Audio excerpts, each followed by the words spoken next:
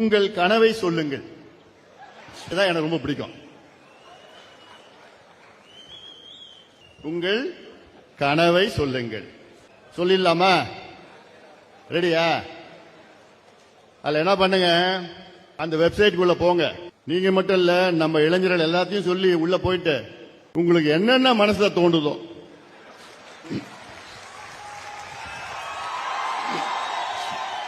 பதிவு பண்ணிடுங்க. கெட்ட வார்த்தையை தவிர எல்லா இளைஞர்களையும் சொல்லுங்க. நம்ம கட்சி பக்கத்துல வீடு, அந்த வீடு, எல்லாரும் சொல்லுங்க. இளைஞர்கள்ட்ட சொல்லுங்க. ஸ்டாலின் அவர்கள் தான் கேட்டாரு, உங்கள் கனவை சொல்லுங்கள். என்னன்னு பதிவு பண்ணோம். அப்பா ஸ்டாலின் அவர்களே, என் கனவு தமிழ்நாட்டில் ஒரு சொட்டு சாராயம் கூட இருக்காது, இருக்கக்கூடாது. அத்தனை டாஸ்மாக் கடையை மூடுவீங்களா அப்பா ஸ்டாலின் அவர்களே? அப்பா ஸ்டாலின் அவர்களே, எங்க ஊர்ல தெரு தெருவா கஞ்சா விற்கிறாங்க, கல்லூரி வாசல்ல கஞ்சா விற்கிறாங்க, பள்ளிக்கூட வாசல்ல கஞ்சா விற்கிறாங்க. இந்த தலைமுறையை நாசப்படுத்திட்டீங்களே ஸ்டாலின் அவர்களே, எப்படியாவது இந்த கஞ்சாவை தடுக்க முடியுமா அப்பா ஸ்டாலின் அவர்களே? அதுதான் என்னுடைய கனவு ஸ்டாலின் அவர்களே. அப்பா ஸ்டாலின் அவர்களே, இந்த சாதிவாரி கணக்கெடுப்பு நடத்தாத காரணத்தால் தான் எங்களுக்கு எல்லாம் வேலை கிடைக்கல. எல்லா சமுதாயம் பின்தங்கி போயிடுச்சு.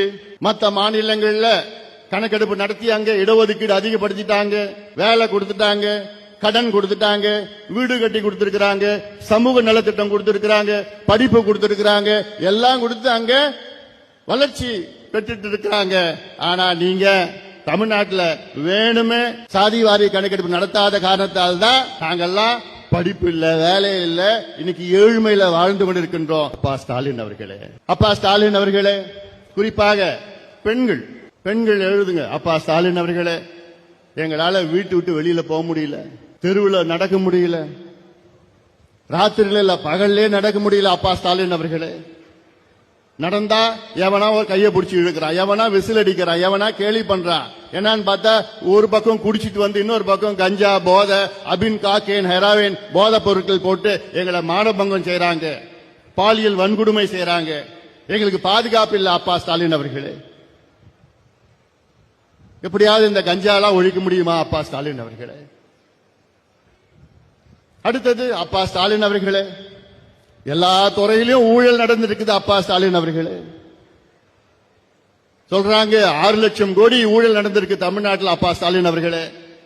அது உங்களுக்கு தெரியாதா அப்பா ஸ்டாலின் அவர்களே? இதெல்லாம் நான் சொல்ல நினைச்சுக்காதீங்க. இது உங்களை போன்ற இளைஞர்கள் உங்க மனசுல இருக்கிறது தான் நான் சொல்றேன். இது பதிவு பண்ணுங்க, எல்லாம் பதிவு பண்ணுங்க.